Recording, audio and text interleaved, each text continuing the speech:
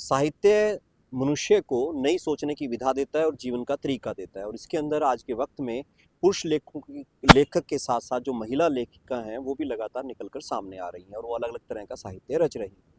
इनसे आपकी मुलाकात हो, ऐसा हमारा शब्द मंच का प्रयास है। और उसी प्रयास के तहत आज मैं आपकी मुलाकात करवाने जा रहा हूँ एक ऐसी कवित्री से जिन्होंने 1 दर्जन से ज़्यादा पुस्तकें लिखी हैं, अलग अलग विधा में लिखी हैं।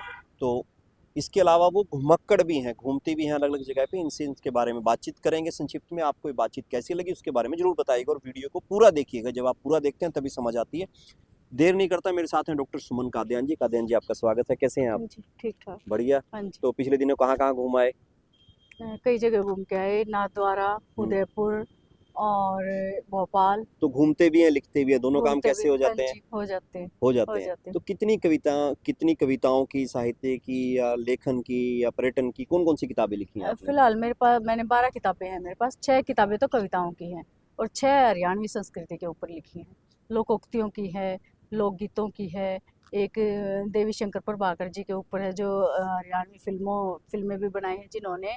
और हरियाणवी के ऊपर उन्होंने बहुत सारा काम किया। शुरुआती दौर के वही थे हरियाणवी के ऊपर काम करने वाले। उनके ऊपर भी लिखी है मैंने तो किताब। जैसे कि हरियाणा की अगर संस्कृति देखी जाए, यहाँ का साहित्य देखा जाए, उसमें महिला लेखक और लेखिकाओं का अलग अलग दायरा रहता है। कभी हाँ लगा जी। कि उसमें महिला लेखिका जो है कम है या उनकी लिखने की धार उतनी नहीं है, ऐसा कभी कुछ महसूस करते हैं आप?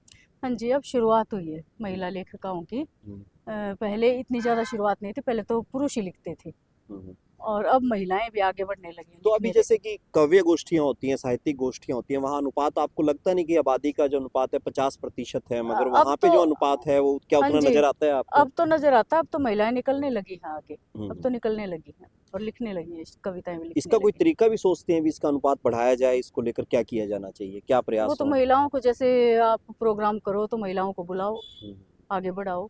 आपको पता चले कोई महिला काम कर रही है लेखन कार्य में, साहित्य में हरियाणा में, तो आप उनको बुलाओ, अच्छा, आगे आपने बढ़ाओ। आपने साहित्य को कब से लिखना शुरू किया? कब से जानकारी किताबों से हुई? कब से लिखना शुरू किया? क्या उम्र रही होगी आपकी उस समय? मैंने 2019 से, वैसे शौक तो मुझे बचपन से ही था। जी। और बचपन में तो फिर किसी की वैसे ही शायरी हमने उठा ली, हम्म, उठा के वो लिख ली हम्म। ताकि भूल ना जाऊँ। 8वीं क्लास में थी।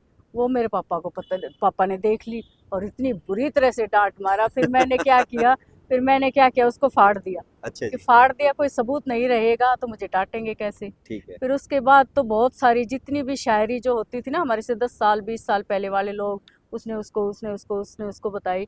वो मैंने 20-25 थी शायद मेरे पास। वो हम एक दूसरे को बताते रहते थे, सुनाते रहते थे और मैंने वो याद कर लिया। कलेक्शन याद चलती कर रही, लिया, हाँ, याद वो करी, लिखी नहीं। याद कर लिया, लिखी नहीं। वो उसके बाद भी मैंने शादी के भी कई साल बाद, 6 साल या इससे ज़्यादा साल बाद, किसी ने पड़ोस में मांगी, भाई आपको कुछ शायरी आती है क्या?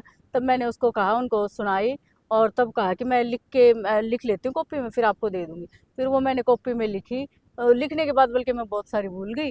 फिर मैंने उनको दी और उसके बाद फिर बस यूँ ही सोचते-सोचते, महिला का तो यही है ना कि दुनिया क्या सोचेगी, समाज क्या सोचेगा। हालाँकि मैं किसी दुनिया समाज से डरने वाले इंसानों में से हूँ।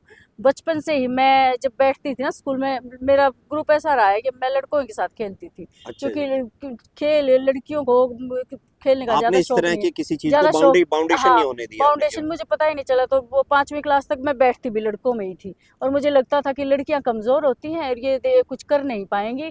और मैं ड्रेस भी, मुझे बचपन से लेकर 8वीं 9वीं क्लास तक वही पहनाई थी, पैंट कमीज निकर में? कमीज। तो आपका जो तो मानसिक प्रवेश था वो पुरुषों की वो, हाँ, तरह है। पुरुषों का था कि वैसा ही काम करना है, वैसे ही देश को आगे बढ़ाना है, समाज को आगे बढ़ाना है। हाँ। तो फिर उसके बाद 5वीं क्लास तक लड़कों में बैठती थी। 5वीं के बाद जब मैं गवर्नमेंट स्कूल में आई तब लड़कियों लड़कियों का था, दोनों का था। तब मैं लड़कियों में बैठने शुरू हुई थी। 8वीं क्लास में भी मेरे अंदर बहुत ज़्यादा जोश था। सभी लड़के यूं डर जाते थे कि कैसे बोल लेती है लड़कियों को आगे बढ़ाने के लिए, लड़कियों के बारे में ऐसे नहीं टोकना चाहिए, ऐसे नहीं करना चाहिए, ऐसे नहीं करना चाहिए।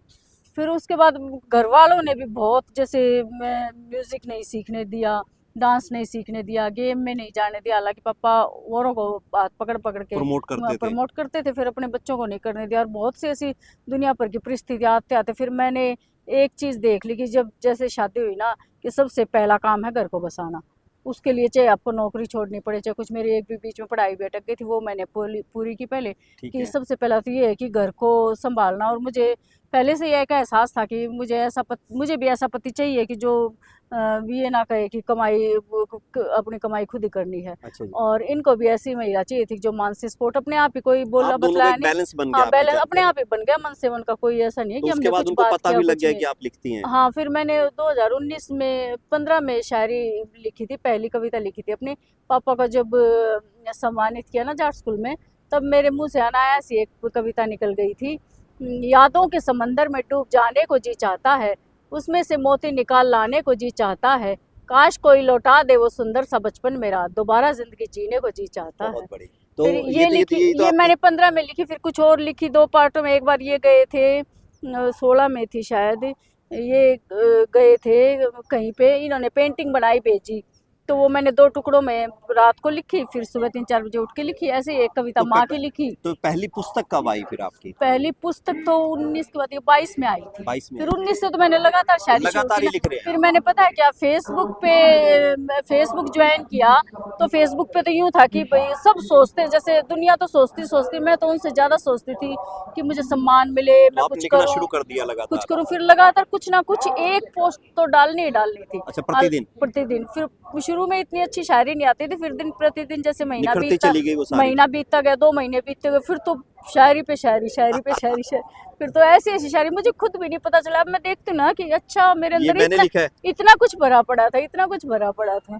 तो बहुत बढ़िया। हाँ जी। सुमन फिर का 12 किताबें तो अब आ चुकी हैं, और 12 किताबें पिछले साल से तैयार है, मैं छपवा नहीं पाई हूँ। 4 किताबें तो अभी आज मैं इनको दे दूंगी छपने के लिए, प्रकाशक को। बहुत हाँ बढ़िया। जी, और फिर इसी जून तक मैं निकाल लूंगी सारी 12 की 12 बहुत बहुत और। शुभकामनाएं आपको। हाँ आपने जी। इतना समय दिया, इतनी जानकारी दी, हाँ जी। बहुत बहुत धन्यवाद। और हम उम्मीद करेंगे अगली बार हाँ किताबें जी। आएंगी तो उनके ऊपर भी आपसे हाँ डिस्कशन जी। करेंगे। हाँ जी, शब्द मंच धन्यवाद। पर आपके साथ थे डॉक्टर सुमन कादियान, और हम उम्मीद करेंगे अगली बार किसी और से आपकी मुलाकात करवाएं।